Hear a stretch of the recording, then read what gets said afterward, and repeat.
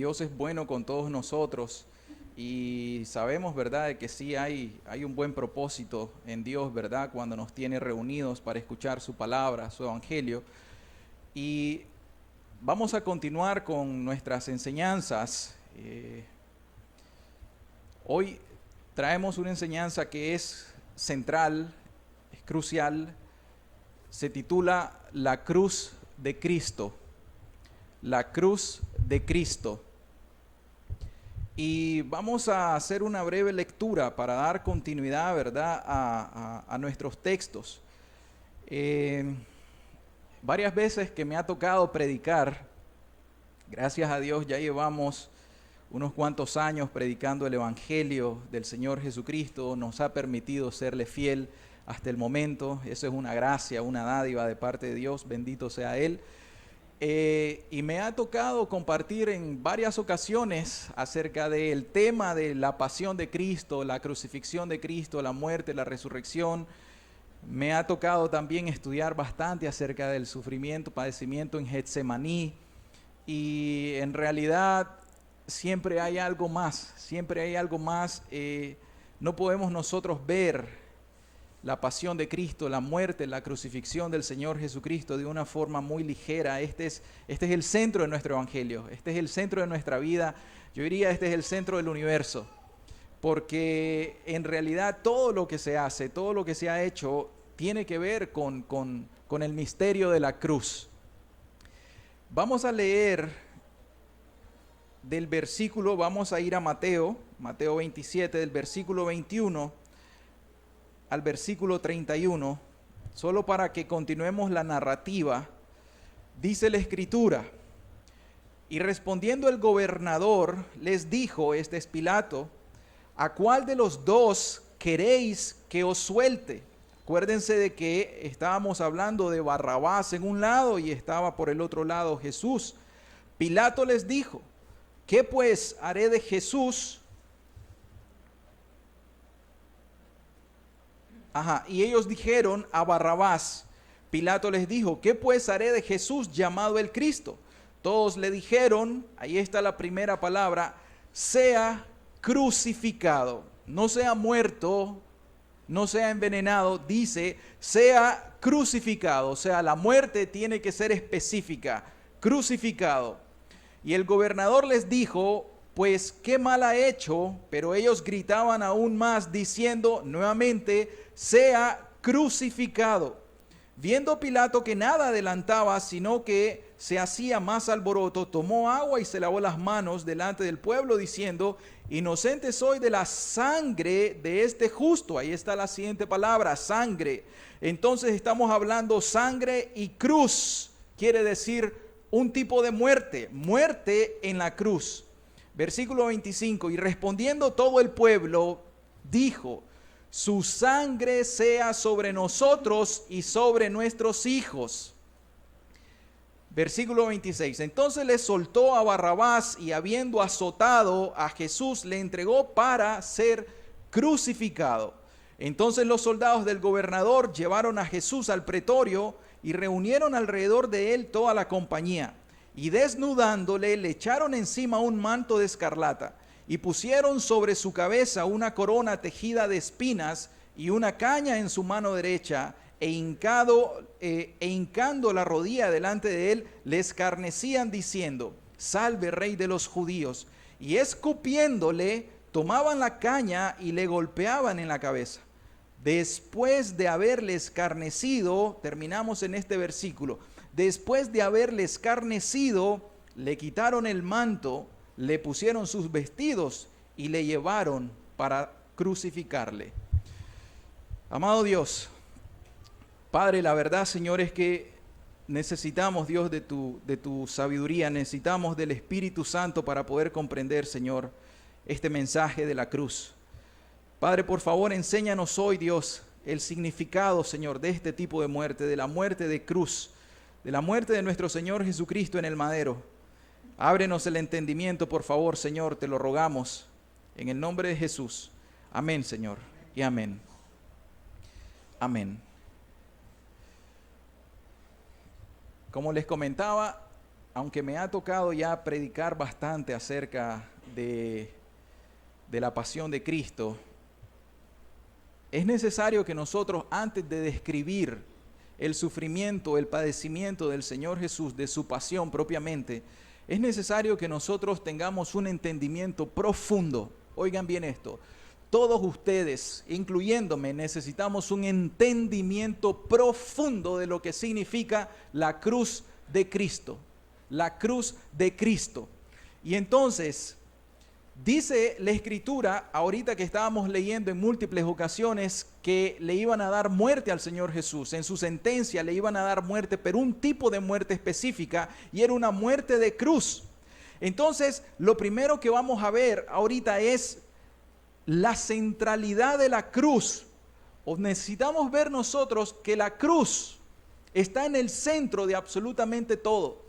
Está en el centro de toda nuestra teología, está en el centro de todo nuestro evangelio, está en el centro de nuestra vida cristiana. Si nosotros somos cristianos, nos llamamos cristianos, este es el centro para nosotros, este es el centro de la vida.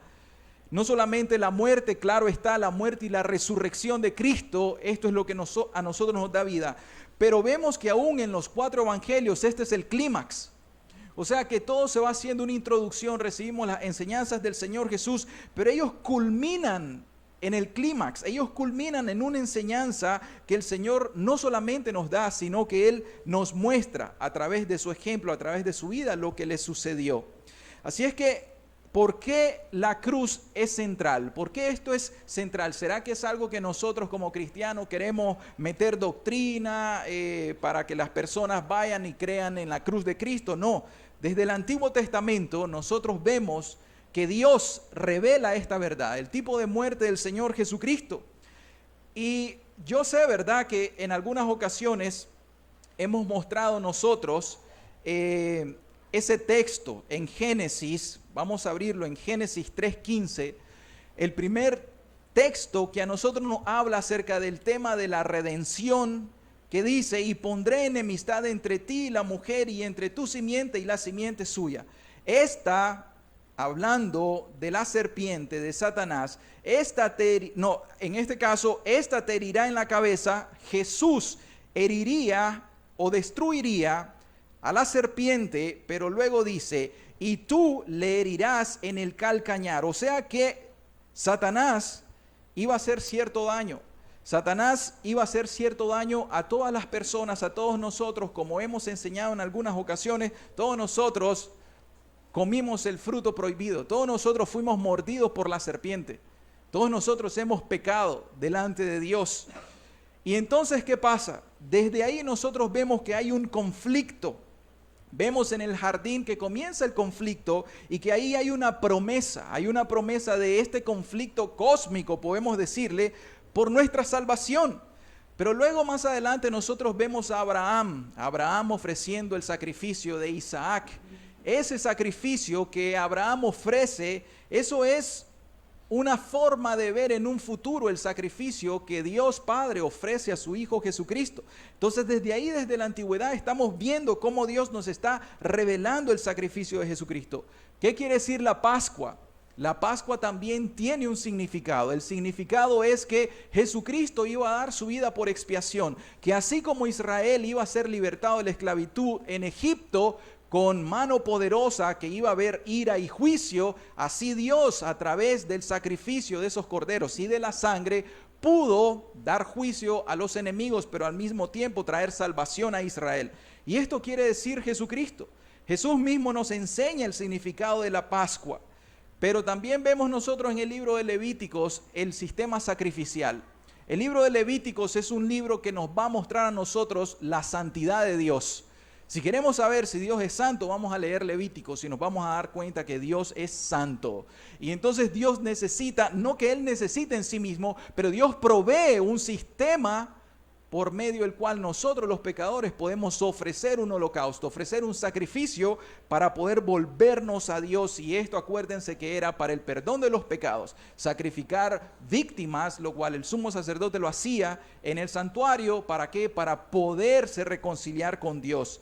¿Y qué hay de Salmos? Salmos 22. ¿Y qué hay de Isaías 53? Estos libros desde la antigüedad nosotros nos están mostrando la muerte del Señor Jesucristo en la cruz del Calvario.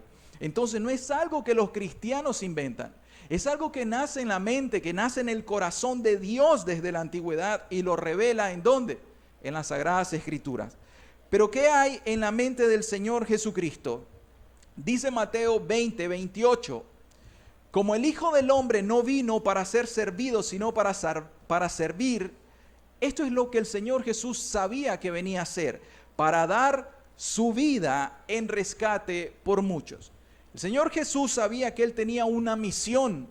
La misión no solamente era vivir una vida santa y perfecta, obedecer perfectamente la ley de Dios, venir a enseñarnos, ser un profeta para nosotros, sino que había algo crucial. Este profeta tenía que ser el cordero inmolado de Dios que quitara el pecado del mundo. Amén. Y Jesús sabía cuál era el clímax de la misión a la cual Él vino. Jesús sabía, por eso cuando Pedro le dice, no, tal cosa no te suceda, Jesús le responde, apártate de mí, Satanás, porque estás poniendo la mira en las cosas terrenales. ¿A qué se refería?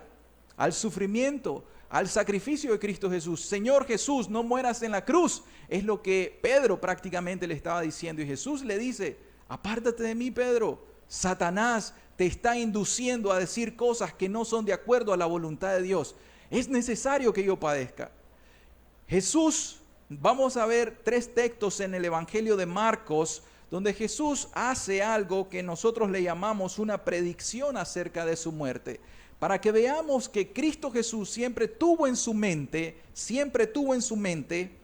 lo que venía a ser. Marcos 8, 31 al 32 dice, y comenzó a enseñarles que le era necesario al Hijo del Hombre padecer mucho y ser desechado por los ancianos, por los principales sacerdotes y por los escribas. ¿Y qué dice?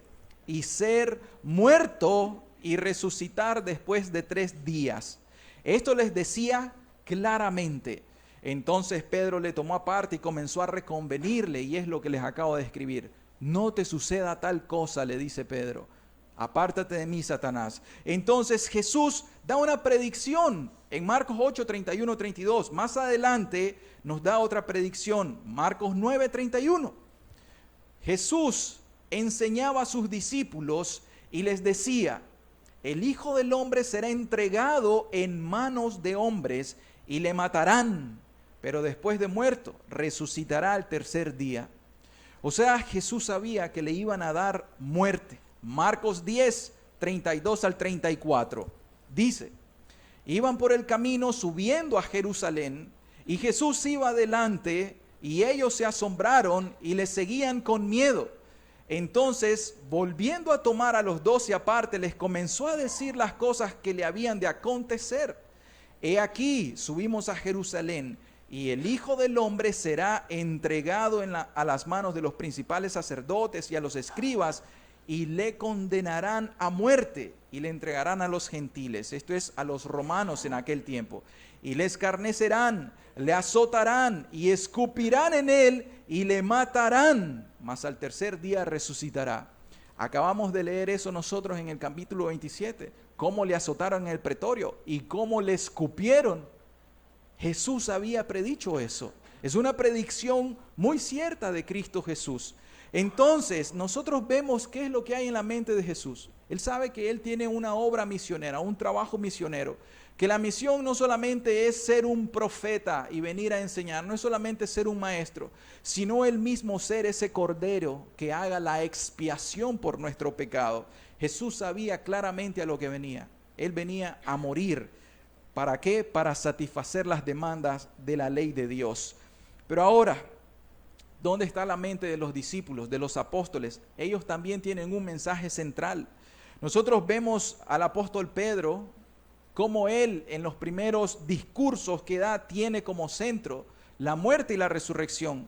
Dice 1 Pedro 1, primero Hechos 2:23 dice, a este entregado por el determinado consejo y anticipado conocimiento de Dios, prendisteis y matasteis por manos de inicuos, ¿cómo? Crucificándole. O sea, en el primer discurso de Pedro, él los lleva a una culpabilidad. Él les dice, ustedes hicieron algo, ustedes mataron a Jesucristo. ¿Cómo? Crucificándole. Por eso el título de hoy es La cruz de Cristo. Y eso quiere decir la muerte de cruz. ¿Cómo lo mataron? Crucificándole. Primera de Pedro 1, 18, 19 dice, sabiendo que fuisteis rescatados de vuestra vana manera de vivir, la cual recibisteis de vuestros padres, no con cosas corruptibles como oro o plata, sino con la sangre preciosa de Cristo, como de un cordero sin mancha y sin contaminación. Vemos ahí cuál es el mensaje central de Pedro, la cruz de Cristo. Ahora, vamos a Pablo. Ya voy terminando esta parte solo para que fundamentemos nosotros nuestra doctrina. Primera de Corintios 1:18 dice, porque la palabra de la cruz es locura a los que se pierden, pero a los que se salvan, esto es, a nosotros, es poder de Dios. Pablo tenía un mensaje que predicar. El mensaje de Pablo le llama aquí la palabra de la cruz, que para algunas personas esto es locura. Hablar de un sacrificio en la cruz para algunas personas es locura, pero para los que se salvan, para ustedes, para nosotros, los que hemos o los que vamos a gustar el don de la salvación de Dios, esto es a nosotros, dice Pablo, esto es poder de Dios. El poder de Dios radica ¿dónde? En el mensaje de la cruz. Y más adelante Pablo en 1 Corintios 2:2 dice, pues me propuse no saber entre vosotros cosa alguna, sino que a Jesucristo y a este crucificado. No quiere decir que Pablo no estudiara, no quiere decir que Pablo no era un erudito. Pablo era un erudito. De los teólogos hoy es de los que tuvieran un PhD. Uno de los más grandes eruditos que nosotros conocemos en la historia del cristianismo es Pablo. Y este Pablo dice, yo puedo saber y tener mucho conocimiento secular, pero una cosa es lo que yo me he propuesto para mi vida. El centro de mi vida, el centro de mi teología, dice Pablo, es Jesucristo. Pero no solamente Jesucristo, sino Cristo en la cruz del Calvario. Amén. Entonces así nosotros vemos cómo el mensaje de la cruz es central para todo lo que nosotros hacemos. Vamos a poner una ilustración, si la podemos proyectar. Hay una pintura. Esa pintura es de un pintor británico del siglo XIX. Se llevó como 3 años, de 1870 al 73, en pintarla. Él se llama William Holman Hunt. Y el título de esta, o el nombre de esta pintura es La sombra de la muerte. Vamos a tratar de describir lo que trae este mensaje en esta pintura.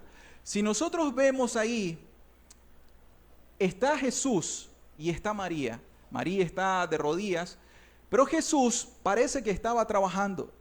En ese momento, este Jesús de Nazaret, un carpintero de profesión, puso a un lado el serrucho donde estaba cerrando, y luego vemos todos nosotros ahí abajo los restos de la madera. Él estaba trabajando, pero aparentemente de repente Jesús, que estaba en su vida secular, que estaba viviendo antes de su misión, él se detiene y eleva los ojos al cielo como diciendo, como pensando, con una mirada y una expresión como de tristeza, o una expresión como de horrorizado o afligido, y levanta sus 2 manos.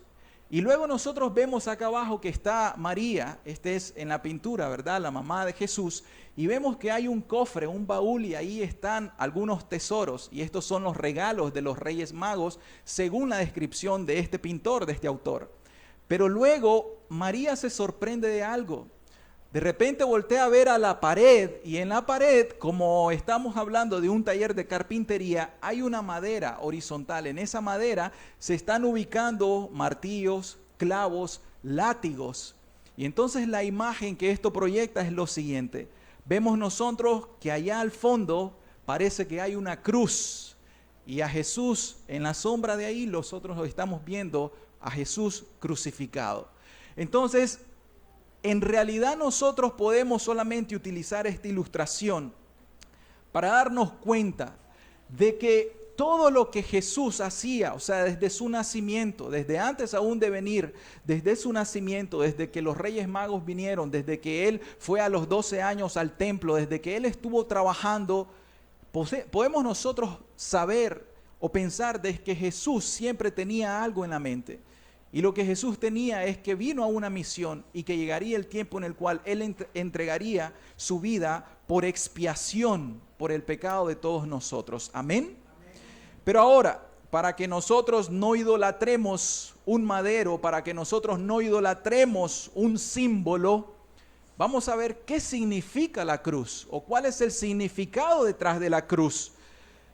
Es importante que nosotros sepamos qué significa. Por ejemplo, ¿qué significa sangre? Sangre significa muerte, porque la sangre es la vida. Entonces, cuando se derrama la sangre, estamos diciendo que la víctima está muriendo. Pero la cruz significa la muerte de Jesucristo. La cruz significa la muerte de Jesucristo. No es un madero como tal, sino que simboliza la muerte expiatoria o la muerte vicaria de Cristo Jesús por nosotros los pecadores. Pero ¿qué significa una muerte de cruz para un judío? Deuteronomios 21, 22, 23. Para un judío, la cruz significa maldición o estar bajo la maldición de Dios. Dice Deuteronomio 21, 22, si alguno hubiere cometido algún crimen digno de muerte y lo hicieres morir y lo colgareis en un madero, estamos hablando de que una persona viene e incurre en un crimen muy grande, en un crimen magno, que sea digno de muerte, y si a esta persona culpable de ese crimen lo haces morir y lo colgás de un madero, sinónimos, maderos quiere decir cruz también, ese es el sinónimo en la Biblia. Luego dice, no dejaréis que su cuerpo pase la noche sobre el madero. ¿Qué hicieron en aquella noche cuando crucificaron a Jesucristo? Antes de las 6 de la tarde, que para los judíos las 6 de la tarde ya inicia el nuevo ciclo del día, antes de que se pusiera el sol a las 6 de la tarde, ellos, ¿qué hicieron? Bajaron su cuerpo del madero. Tenían que hacerlo porque ¿qué sucedía al día siguiente? El día de reposo, el Sabbat judío, que en ese caso, ¿verdad?, correspondía al día sábado. No dejaréis que su cuerpo pase la noche sobre el madero. Sin falta lo enterrarás el mismo día, porque, ¿qué cosa? Maldito por Dios es el colgado. Y no contaminarás tu tierra que Jehová tu Dios te da por heredad. Cuando nosotros hablamos con un judío ortodoxo y le decimos que nuestro Mesías, que el Mesías murió colgado de un madero, este es el texto que viene a la mente de ese judío ortodoxo y te va a decir, ¿cómo puede ser que el Mesías, el ungido de Jehová o de Yahweh o de Dios, pueda ser maldito por Dios? Entonces esto para una mente judía, de entrada, esto es algo inconcebible. Y tenemos que entender nosotros qué significa entonces para un judío la muerte de cruz. Significa maldición. Y para los romanos, los gentiles de aquel tiempo, ¿qué significaba una muerte de cruz? Para un romano, aunque dice la historia de que fueron los bárbaros los que iniciaron con este tipo de muerte, pero para los romanos esto era una señal de horror. O sea, que alguien muriera en una cruz, para ellos era uno de los métodos de ejecución más crueles que podrían existir en aquel tiempo. Y este método de ejecución solamente era reservado, pongan atención, ¿para quién? Para aquellos que cometían una ofensa capital. Solamente para los criminales que estos fueran ladrones o que fueran homicidas, que fueran traidores o rebeldes al imperio. Aquí nosotros vemos a Jesús que tienen colgado a sus lados, dice la Escritura, eran ladrones. Y Barrabás, que se nos dijo, que dice la Escritura, que Barrabás era un homicida. Entonces ellos eran dignos para ser crucificados. Pero ¿saben algo? La cruz para un romano significaba o era una muerte que solamente se le daba a los esclavos. Pongan atención, los romanos o los ciudadanos romanos no podían ser crucificados. La ejecución de un ciudadano romano no podía ser una muerte de cruz. Para ellos eso era un insulto. No era para los romanos, sino era solamente para esclavos o para otro tipo de personas. Entonces, ¿qué dice Primera de Corintios 1:23? Primera de Corintios 1:23, escuchen esto, dice: pero nosotros predicamos a Cristo crucificado, dice Pablo. Nosotros los creyentes cristianos predicamos un mensaje, el mensaje de Jesús, pero no solamente ahí nos detenemos, el mensaje de Jesucristo crucificado. Pero esto, dice, para los judíos ciertamente tropezadero. ¿Qué les dije? ¿Por qué un judío tropieza con el mensaje de la cruz? Si el Espíritu Santo no viene a dar convicción, estas personas se van a morir incrédulas. ¿Por qué razón? Porque para ellos es inconcebible que el Mesías, el Santo de Dios, pueda morir bajo la maldición de Dios. Y así de manera superficial todos nosotros podemos cuestionarnos y decir, oye, eso es cierto, hay una verdad, pero la vamos a explicar. Pero luego dice, y para los gentiles, ¿qué es la muerte de cruz? Locura. O sea que cuando nosotros le predicamos estas cosas a las otras personas, no entienden el mensaje de la cruz. Los romanos se reían cuando habían algunas discusiones con los primeros apologetas cristianos. Justino Mártir escribe bastante acerca de esto, un diálogo con uno que se llamaba Trifón, que era judío. Esta gente se burlaba. De hecho, habían pinturas que ponían a un hombre con la silueta de Jesús colgado de un madero y le ponían una cabeza de un burro en los primeros 2 siglos. Y se burlaban diciendo, estos cristianos son idólatras, miren a quién están idolatrando, a un burro, mitad animal y mitad hombre. Y entonces ese tipo de burla, porque es locura este mensaje de la cruz para las personas. Pero ¿saben algo? Con la ayuda de Dios nosotros vamos a entender hoy más profundo el significado verdadero del mensaje de la cruz. ¿Qué significa para nosotros? Y Gálatas 3:13 es clave. Dice, Cristo nos redimió de la maldición de la ley. Oigan bien eso. O sea, el mensaje de la cruz tiene una connotación. Maldito el que es colgado de un madero. Hecho por nosotros maldición. Porque está escrito, Pablo no está escondiendo ningún mensaje. Pablo sabía lo que decía la ley porque él era un judío ortodoxo. Pablo sabía la ley. Pablo conocía lo que decía la ley. Entonces, ¿qué pasó? Este erudito Pablo dice, por supuesto que yo conozco lo que dice la Escritura. Cristo nos redimió de la maldición de la ley, hecho por nosotros, esto por nosotros es en nuestro lugar maldición, porque está escrito, maldito todo el que es colgado de un madero.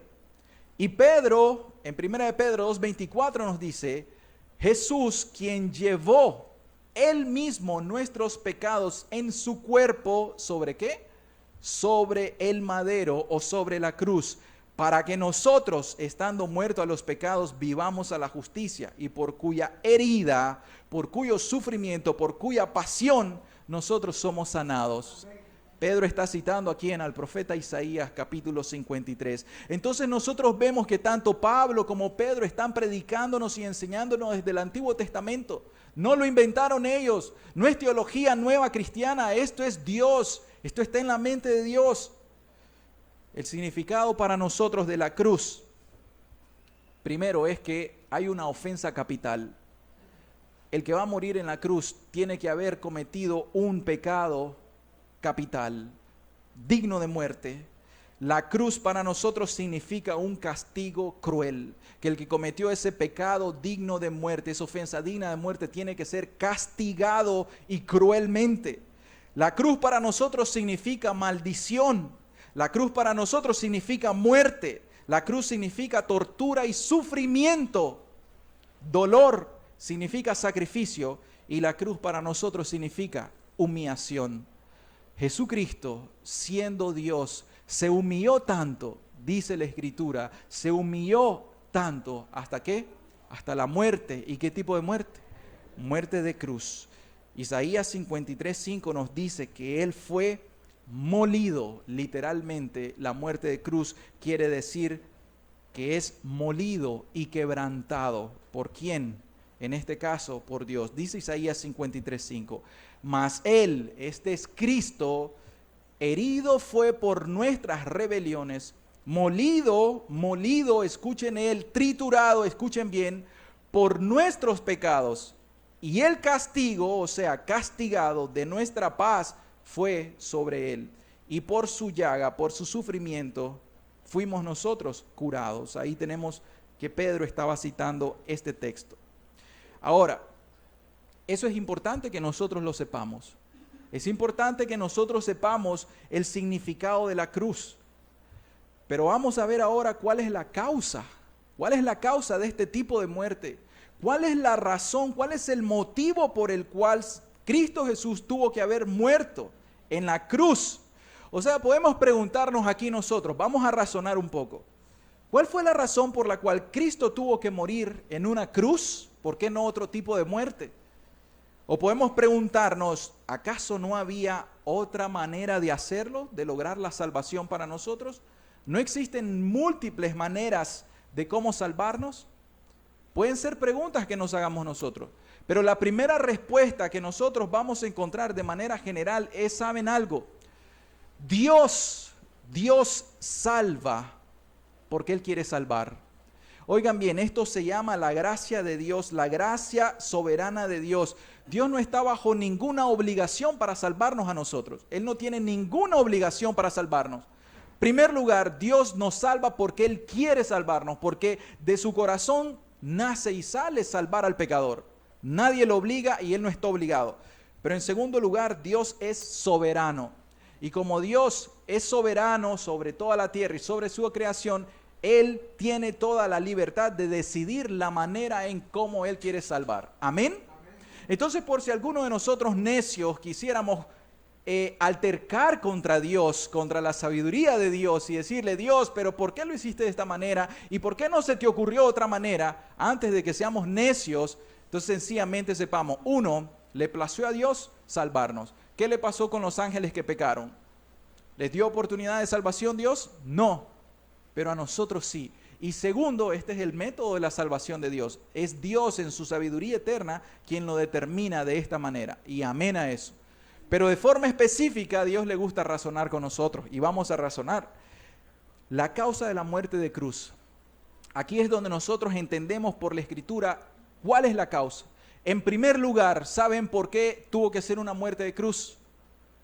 Por la perfección del carácter de Dios. Porque estamos hablando de un Dios santo y de un Dios justo. Claro, es un Dios de amor, de tal manera amó Dios al mundo, pero estamos hablando de un Dios perfecto, santo y justo.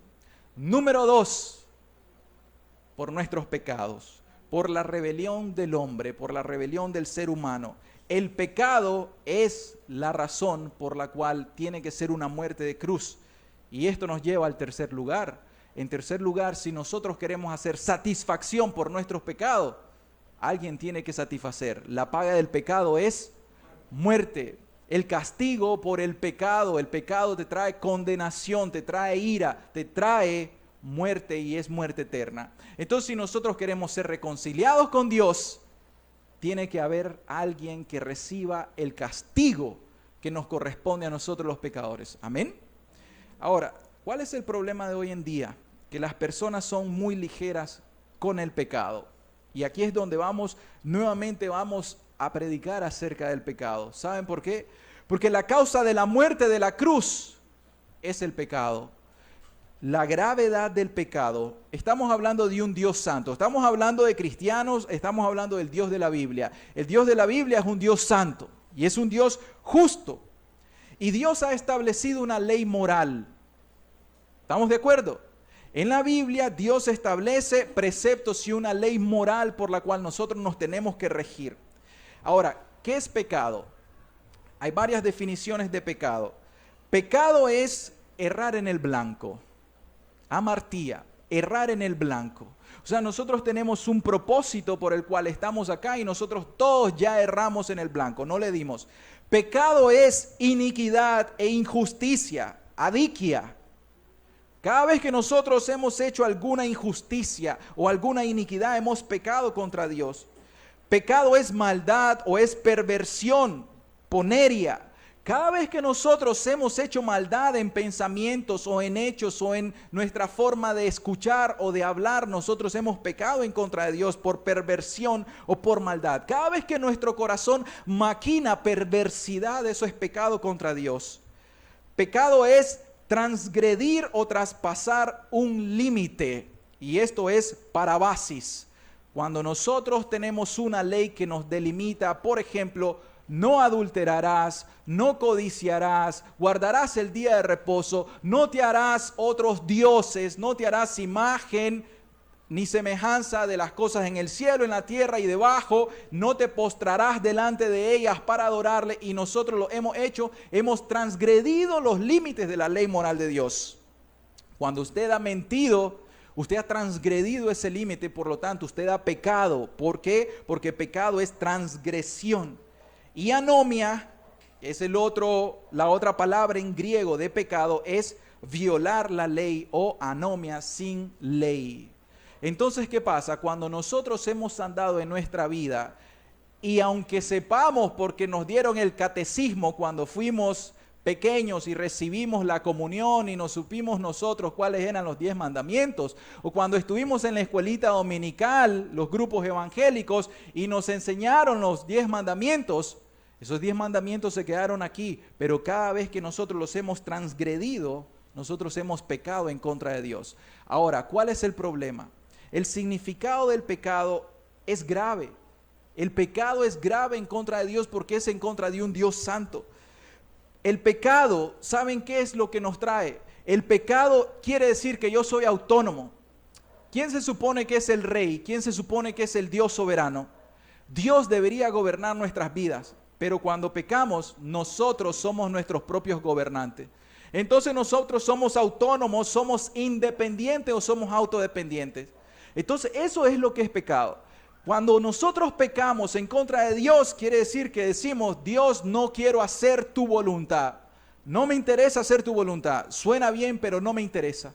Cada vez que usted está pensando rechazar a Cristo, cada vez que usted está pensando continuar en sus pecados, entonces usted lo que está diciendo es: no quiero ser regido por la ley de Dios. Yo quiero ser mi propio gobernante. El pecado quiere decir que uno es egoísta. ¿Por qué razón? Porque uno piensa en uno mismo. Cada vez que ustedes han querido satisfacer las demandas de la carne, cada vez que las pasiones de ustedes han querido hacer algo, ustedes tienen dos opciones: o dicen no, o ustedes ceden a las demandas de la carne, a las demandas del mundo, a las demandas de la tentación. Entonces, cuando ustedes ceden, eso es pecado. ¿Por qué razón? Porque están pensando en ustedes mismos. No están pensando en su mamá, no están pensando en sus hijos, no están pensando en la esposa, en el esposo, no están pensando alrededor, no están pensando en Dios. Están siendo egoístas. Pecado es falta de amor a Dios. Nosotros podemos decir: yo amo a Dios, yo lo amo, yo lo sirvo. Pero si estás en tus pecados, no amas a Dios, estás en rebeldía, estás rechazando deliberadamente a Dios y no te querés sujetar a su ley. Por lo tanto, pecado es rebeldía. El pecado es la rebelión en contra de Dios.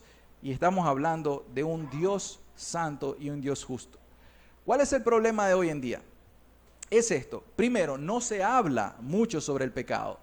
Los que vienen de distintas religiones se van a dar cuenta de que hay mucha ligereza por el pecado. No se habla de la gravedad del pecado. Estamos hablando de que Cristo Jesús tuvo que morir en la cruz por causa del pecado. Y como decía el hermano citando, ¿verdad?, a un autor, decía: el pecado más pequeñito crucificó a Cristo. Entonces, cuando nosotros llamamos pecaditos o pecados muy pequeños o ligeros, entonces nosotros estamos crucificando a Cristo. Pero Cristo vino a morir y Él murió. La causa es el pecado, nuestro pecado. Pero ¿qué te dicen ahora, hoy en día, con los mensajes del mundo? Hoy te hablan que esta es la debilidad de la carne. Hoy te dicen que es por enfermedad, o sea, si sos diabético es normal entonces que ahora vivas iracundo todo el tiempo, que andes descompensado todo el tiempo, entonces es una enfermedad. Te pueden decir que eso viene en los genes o que es hereditario. Si tenés un mal carácter, te van a decir, es que se lo heredaste a tu papá y por lo tanto está justificado. Si tu papá era un adúltero, entonces, no, esta es la herencia del papa. El papa era igual. Entonces ahora, como dice, hay un dicho que dice como el tigre... Exacto, gracias. Hijo de tigre nace rayado. Y esa es la cita. Y entonces... te dicen, hay que justificar al muchacho, al varón, ahorita las hormonas, entonces su papá era así, entonces es normal que él sea mujeriego.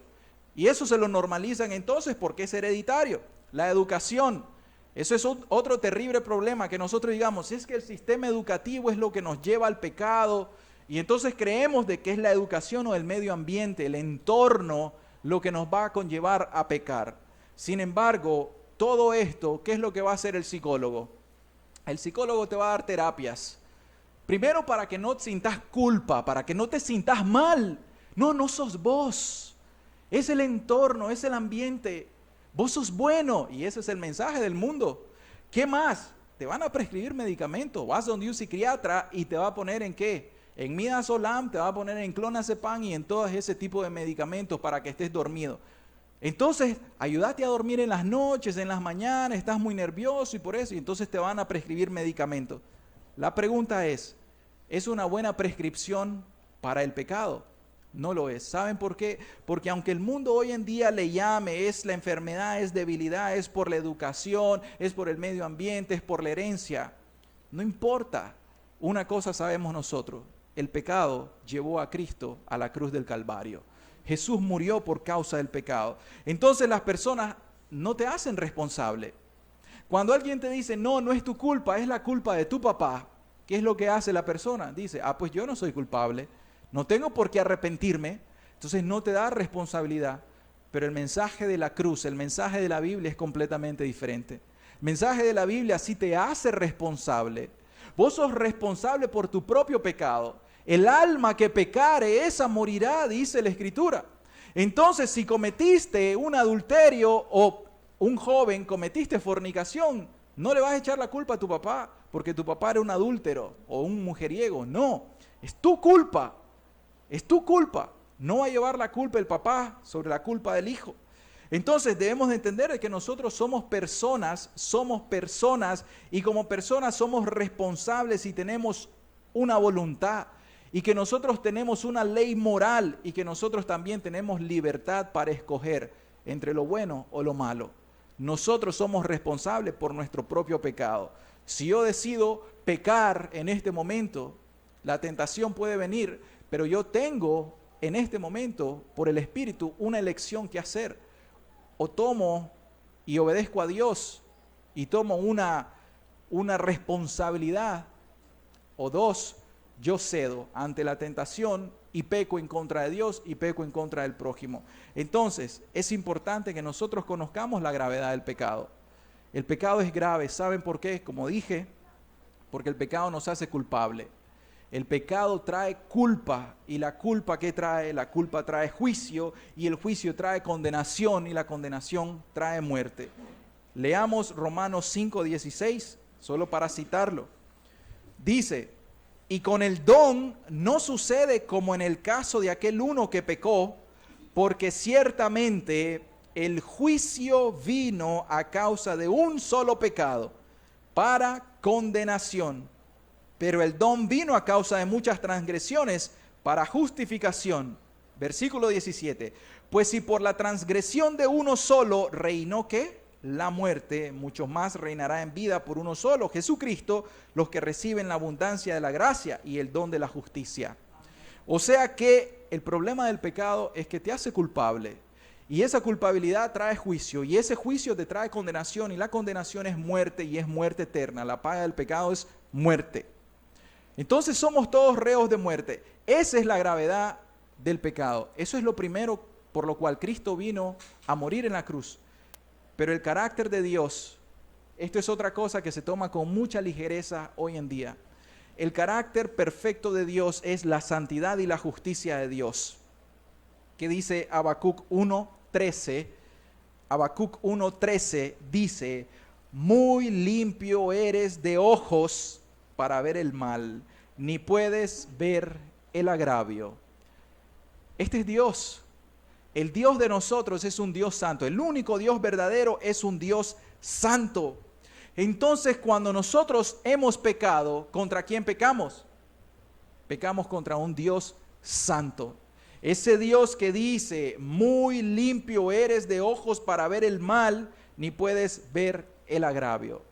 En la cruz del Calvario, cuando el Señor Jesús dice: Padre, ¿por qué me has abandonado? Este texto es aquel que viene: muy limpio eres de ojos para ver el mal.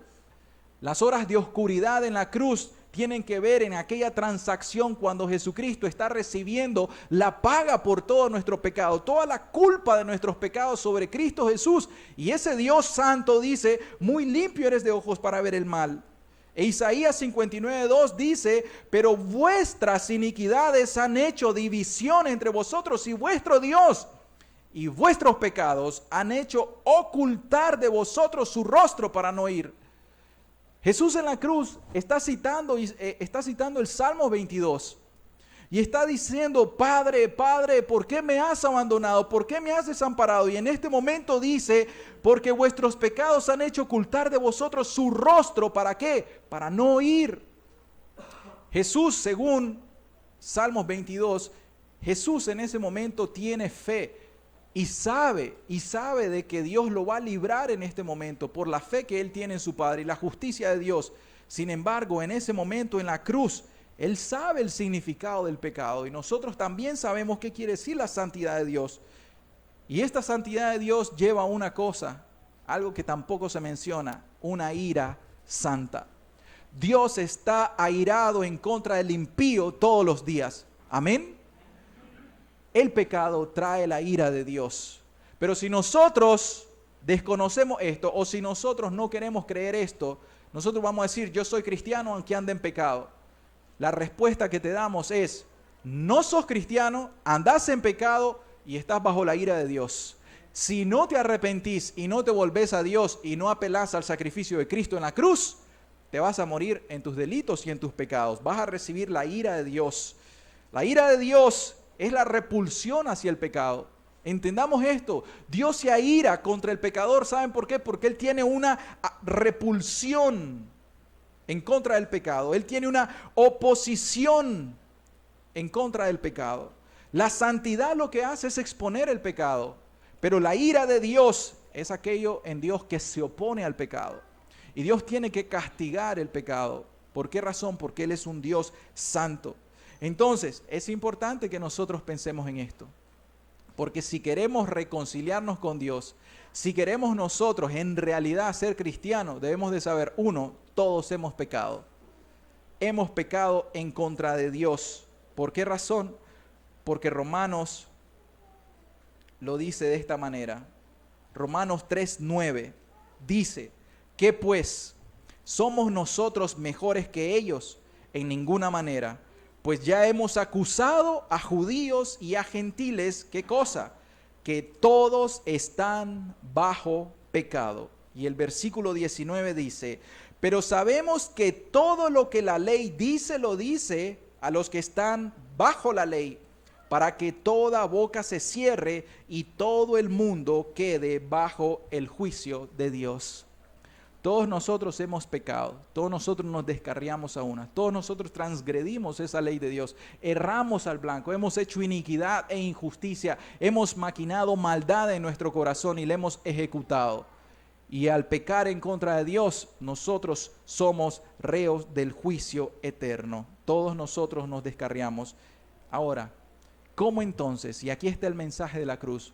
¿Cómo entonces nosotros podemos en esta condición ser reconciliados con Dios? ¿Cómo podemos ser salvos de la ira venidera? ¿Cómo podemos recibir el perdón de los pecados? ¿Acaso, preguntémonos otra cosa, puede un hombre pecador satisfacer por sí mismo las demandas de Dios? ¿Puedo yo, siendo un pecador, satisfacer a un Dios santo? ¿Puedo ofrecerle sacrificios por mi propia cuenta? ¿Puedo yo portarme bien y reformar mi vida y ya no ser ese adúltero y ese fornicario y aún así yo ser perdonado por Dios? No se puede, no se puede. ¿Saben por qué razón? Porque eso no es suficiente. Nuestra obligación es arrepentirnos, pero no es suficiente. Porque la paga del pecado es muerte. Hay un castigo por el pecado. ¿Quién va a saldar la deuda? Hay una deuda que yo debo. ¿Quién la va a saldar si yo no puedo? Debe haber una manera. Porque los sacrificios que se ofrecieron en la antigüedad, dice el libro de Hebreos, no eran suficientes para quitar el pecado de nuestros corazones o de la conciencia. Porque los israelitas pecaban, ofrecían un sacrificio una vez al año y volvían a sus pecados, pero sus conciencias siempre iban manchadas delante de Dios. Entonces se necesita, ¿qué cosa? Se necesita a una persona, a alguien que cumpla requisitos para satisfacer las demandas de Dios por el pecado. Les voy a decir las características y ustedes van a decir la respuesta. ¿Quién puede ser esa persona única, que puede satisfacer las demandas de Dios? De un Dios airado, de un Dios santo, de un Dios justo, cuya ley dice: el alma que pecare morirá. Esta persona, oigan bien, solamente Dios puede satisfacer las demandas de Dios. Ese es un requisito. Un ángel no puede satisfacer las demandas de un Dios injuriado. Y una persona, mera persona, no puede satisfacerla. Solamente el estándar de Dios puede satisfacer las demandas de Dios. Entonces esta persona tiene que ser Dios. Pero solamente el hombre, solamente un ser que sea hombre, debe satisfacerlas. ¿Por qué? Porque fue el hombre, el ser humano, quien pecó contra Dios. Entonces la persona, para satisfacer las demandas de Dios, tiene que tener dos características. Una, tiene que ser Dios. Y dos, tiene que ser hombre como nosotros. ¿Quién es la única persona que ha existido que puede satisfacer ese primer requisito? Un ser que sea Dios completamente y que también sea Dios, hombre completamente. Su nombre es Jesucristo. Pero no solamente eso. Cuando este ser divino se hace hombre, tiene que como hombre vivir una vida completa hasta la muerte en perfecta obediencia. Oiga, perfecta obediencia quiere decir que no quebrante ni una jota ni una tilde de la ley de Dios. Y esa persona es ¿quién? Jesucristo. No María, porque María necesitaba un Salvador también. No Pedro ni Pablo. Todos ellos necesitaban de un Salvador. Jesús. Pero además de eso, esa persona que viviera perfectamente una vida en obediencia a Dios, ¿saben qué más tenía que hacer? Esa persona ahora tenía que ofrecerse voluntariamente, que le naciera del corazón de manera voluntaria, él ofrecerse para ser un sustituto en el lugar del pecador. Ese es el tercer requisito para satisfacer las demandas de Dios. ¿Quién fue esa persona que se ofreció voluntariamente para ser un sustituto en el lugar del pecador? Cristo Jesús. Y el último requisito es que Dios esté dispuesto a aceptar los términos de esta transacción. Dios debe, Él, estar de acuerdo con esto. Y Romanos 3:25 dice: a quien Dios puso como propiciación por medio de la fe en su sangre. ¿Quién fue el que puso esto? ¿De dónde nació esto? De tal manera amó Dios al mundo que dio a su Hijo unigénito. El Padre tendría que estar de acuerdo con el Hijo. Y el Padre, Dios, en la Trinidad, tenía que estar de acuerdo y aceptar el sacrificio, la transacción. Pero dice la Escritura, a quien Dios puso como propiciación por medio de la fe en su sangre para manifestar su justicia a causa de haber pasado por alto en su paciencia los pecados pasados, con la mira, con el propósito de manifestar en este tiempo su justicia, a fin de que Él sea el justo y el que justifica al que es de la fe de Jesús. no podría ser de otra manera más que a través de la muerte de cruz. ¿Por qué razón? Porque solamente la muerte de cruz podía satisfacer las demandas de la santidad de Dios. Solamente un ser divino y un ser que fuera completamente hombre, perfecto en obediencia, que voluntariamente pudiera ofrecer su vida en expiación por los que creyeren, solamente ese ser podría dar su vida en expiación por nosotros los pecadores. Y ese ser se llama Jesucristo. Amén. ¿Acaso este no es el mensaje de la cruz? ¿Acaso este no es el mejor mensaje que existe en todo el universo? ¿Acaso una religión que no sea el verdadero cristianismo, algo que venga del corazón de Dios, me puede satisfacer esto? ¿Me pueden mencionar alguna? Ninguna. No hay otro nombre debajo del cielo, ni arriba en el cielo, ni debajo de la tierra, por medio del cual nosotros podamos ser salvos. Solamente Jesucristo puede satisfacer estas demandas que Dios, un Dios santo, un Dios justo y un Dios lleno de amor pueden recibir. Y este es Jesucristo. Amén. La verdad que hay mucho misterio en el mensaje de la cruz. Hay mucho misterio en por qué la muerte de cruz. Pero espero de que de esta manera nosotros podamos entender, podamos comprender mejor por qué Cristo Jesús tuvo que morir en la cruz. Y ahora finalizamos con esto. ¿Cuál es el propósito de la muerte de cruz? ¿O por qué razón? ¿O por qué solamente por medio de la cruz podría suceder esto? Y de forma muy resumida vamos a ver lo que sucedió en la cruz. En la cruz del Calvario, en la muerte de cruz de Cristo Jesús, sucedió algunos términos bíblicos. Sucedió algo que nosotros conocemos como sustitución. En la cruz hubo una sustitución.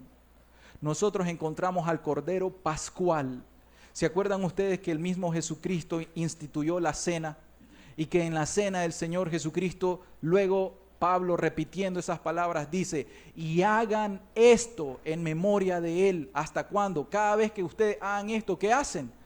La muerte del Señor anuncian. ¿Hasta cuándo? Hasta que Él venga.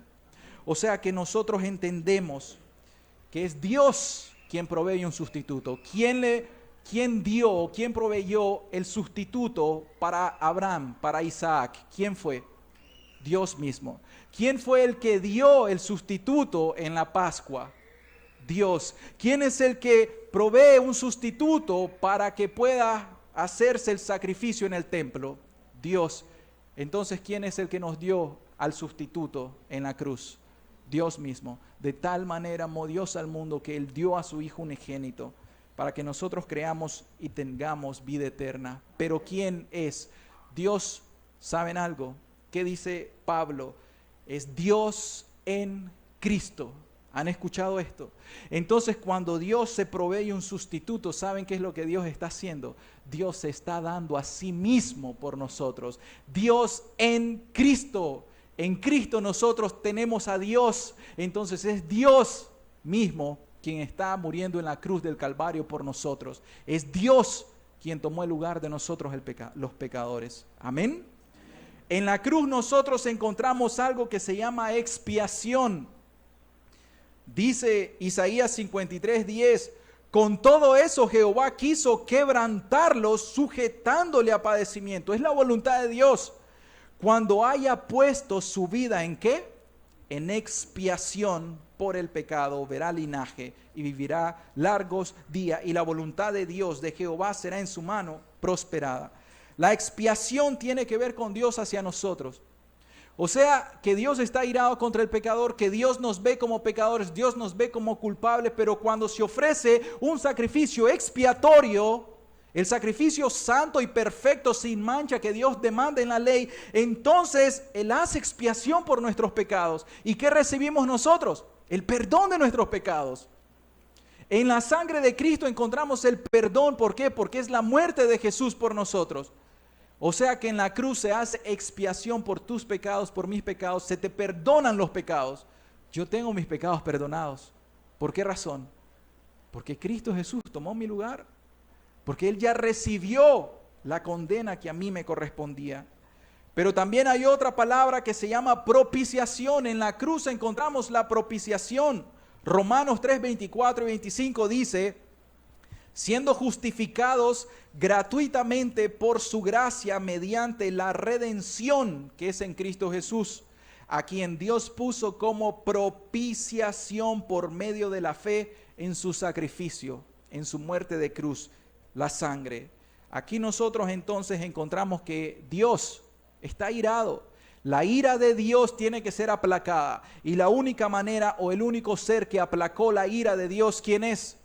Cristo Jesús en la cruz. ¿Se acuerdan que en Getsemaní nosotros vimos que Jesús decía, este Jesús hombre, en su humanidad decía: Padre, si es posible, pase de mí esta copa, pero no se haga como yo, sino como tú. O sea, hágase tu voluntad y no la mía, Señor.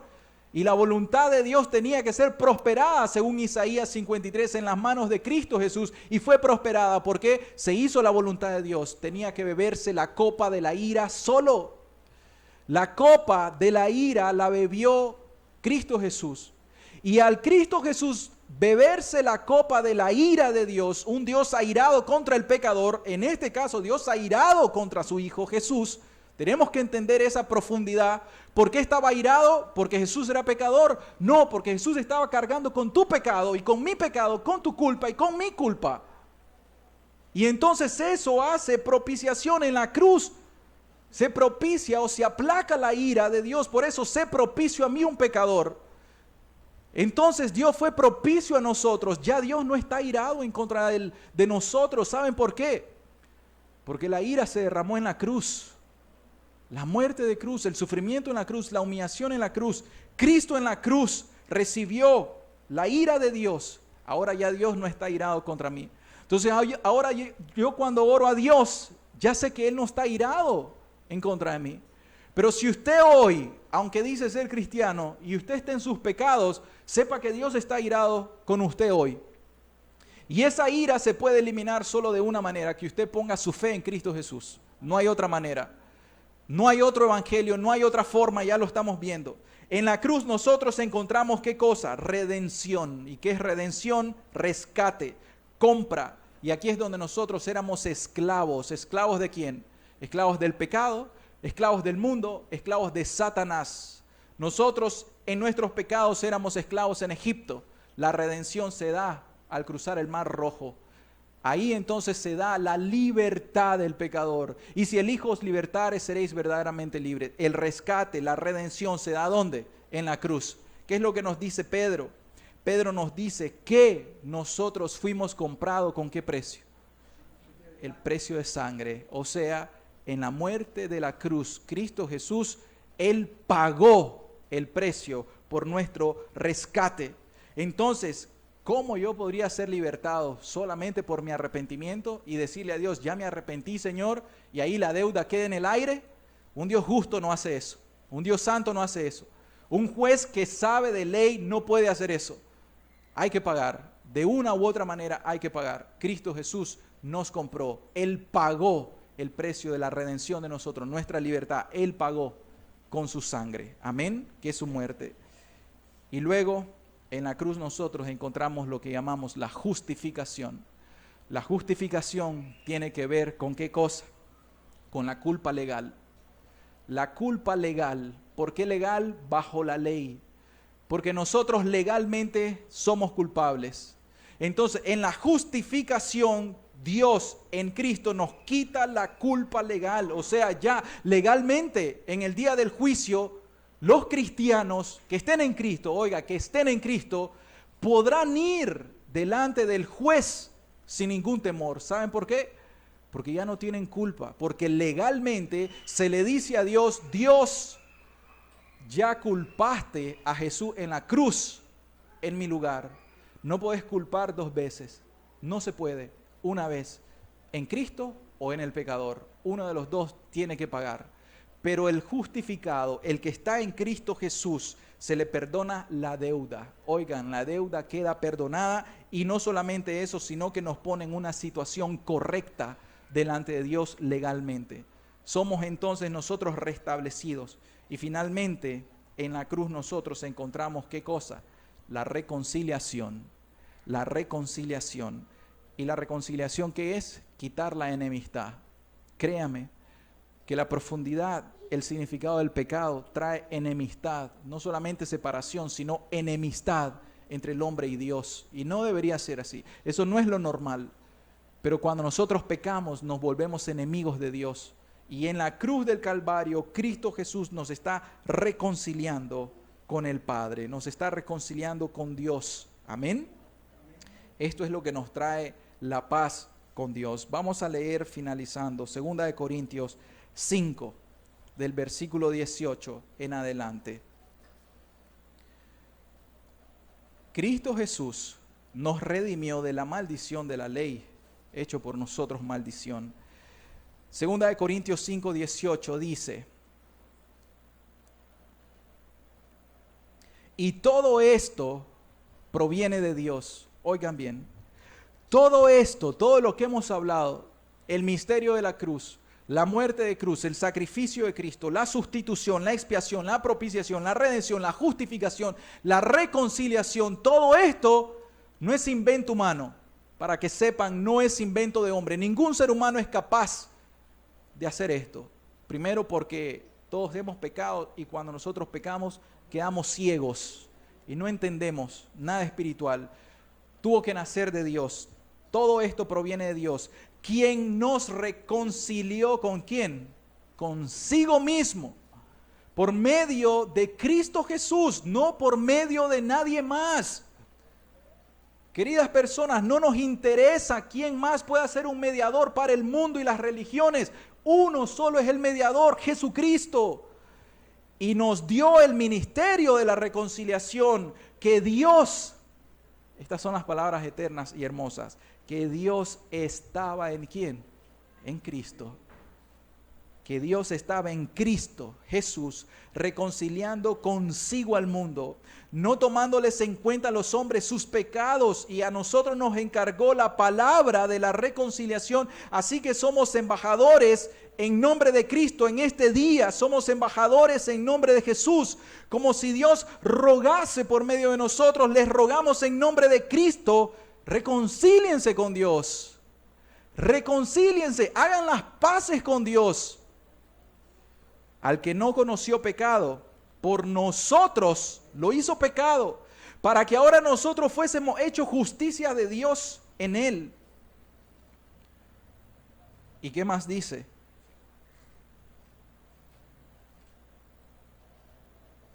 Ahí termina, para que nosotros hoy seamos hechos justicia de Dios en él. Dice, al que no conoció pecado, por nosotros lo hizo pecado, para que nosotros fuésemos hoy día justificados, hechos justicia de Dios. ¿Pero en quién? En Cristo Jesús. Hermanos, hermanas y todos los que están aquí, el centro de nuestro evangelio es la cruz de Cristo. El mensaje de la cruz, la muerte de la cruz de Cristo, es absolutamente necesario para que todos nosotros lo comprendamos. Yo le decía a mi esposa, la enseñanza de hoy está cargada, está densa, está fuerte, está profunda de hecho. Yo le quiero invitar incluso a que la vuelva a escuchar, que se dé cuenta usted que tuvo que ser la muerte de Cristo Jesús en la cruz del Calvario. Por eso decían aquellos, crucifícale, crucifícale. No había otra manera, tenía que ser muerto. Pero su muerte tenía que ser una muerte de cruz. Porque en la cruz, Cristo Jesús recibe la maldición de nosotros. ¿Se dieron cuenta que nosotros hemos sido aquellos que cometimos el pecado capital? Aquellos reos de muerte hemos sido nosotros. Aquellos que a los romanos traicionaban o a los traidores tenían que morir en la cruz. Aquellos que eran dignos de morir y de ser malditos bajo la ley judía, esos éramos nosotros. Aquellos que como Barrabás hicimos homicidios porque matamos a Cristo Jesús, nosotros también somos nosotros. Aquellos dos ladrones en la cruz, somos nosotros. Aquel sustituto, Cristo Jesús, puso su lugar en el lugar ¿de quién? De Barrabás. Nosotros somos ese Barrabás. Nosotros somos ese Poncio Pilato. Nosotros somos los que hemos rechazado. Nosotros somos aquellos judíos que dijeron, respondiendo todo el pueblo, dijo, su sangre sea sobre nosotros y sobre nuestros hijos. Todos nosotros hemos dicho esto y todos nosotros hemos acarreado calamidad sobre nuestras vidas. Solamente un mensaje, el mensaje de la cruz, solamente un ser que sea divino y que al mismo tiempo sea hombre, solo un ser que pudiera cumplir perfectamente la ley, solo un ser que voluntariamente de su propio corazón entregara su vida en expiación, solamente aquel a quien Dios haya puesto es el único que puede rescatarnos. Por eso la muerte tuvo que ser una muerte de cruz. Yo le quiero pedir que medite en esta palabra. Recuerde que este mensaje no proviene de hombres, sino que proviene de Dios. Es un mensaje que es dado del cielo para usted en esta mañana. Esto es un regalo. En esta mañana usted hoy puede saldar la deuda con Dios. En esta mañana usted puede salir redimido de acá, puede salir perdonado de este lugar. Lo único que necesita no es pagar dinero, no es dar diezmo ni ofrenda, no es bautizarse, no es tomar la cena ni hacer obras de reforma en su vida. Lo único que usted necesita es entregarle su corazón a Cristo, creer y caer rendido a los pies de la cruz, a los pies del madero, donde Cristo derrama su sangre, y esa sangre preciosa es capaz de perdonarle absolutamente todos sus pecados. Y después de que usted recibe el perdón de sus pecados, entrará en la adopción, en la familia de Cristo Jesús. Amén. Padre, la verdad, Señor, es que esta palabra, Señor, tiene que ser entendida por todos nosotros, Dios. Padre, por favor, ayúdanos y danos discernimiento, Señor, para comprender la razón, Dios, la razón por la cual Cristo Jesús tuvo que morir en la cruz. Pero no solamente eso, sino que también, Dios, guíanos por tu Santo Espíritu, Señor. Guíanos a cada uno de nosotros a poder ver a Jesús derramando su vida, muriendo en la cruz en el lugar de cada uno de nosotros. Que podamos entender que ese era nuestro lugar, que el lugar de Barrabás era esa cruz en la cual murió Cristo, que esa cruz era demasiado grande para Cristo, era para Barrabás, que esa cruz era para mí y que yo debía ser colgado en ese madero y recibir tu ira santa. Ese era mi lugar, era mi culpa,